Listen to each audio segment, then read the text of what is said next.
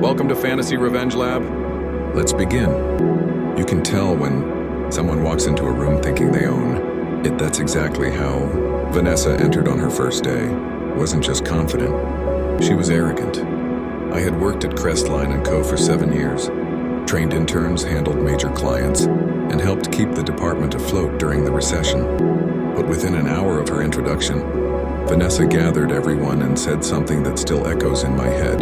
From now on, all reports go through me, including yours, Laya Allah. That's me. Apparently, the new hire who hadn't even memorized the office Wi-Fi password was now my supervisor.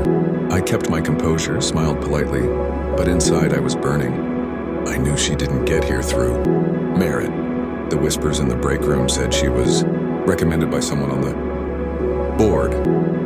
Over the next few weeks, she made my life miserable.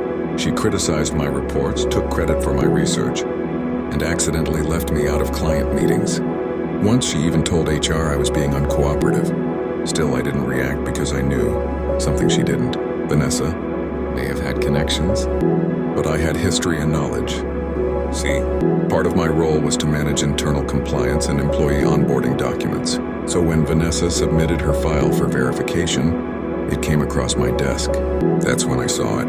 Her resume claimed she'd been the lead operations manager at a logistics firm 2 years prior, except that firm had shut down 3 years ago. Double-checked the corporate registry. No records. The signature on a reference letter. A forgery. The man she claimed was her former boss had been arrested for fraud the year before.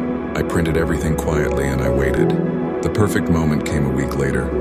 Vanessa called another staff meeting, this time to publicly humiliate me.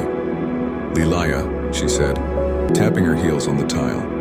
"Your work ethic is outdated. I need innovation." Not everyone laughed awkwardly.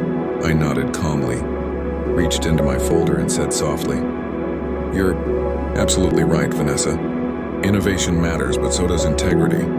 Then I placed a single envelope on her desk. She frowned. "What's this proof?"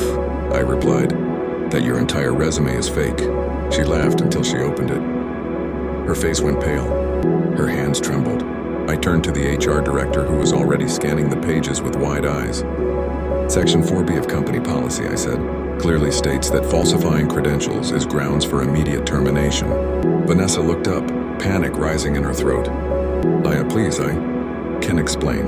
But the HR director cut her off. "Save it, you're done here."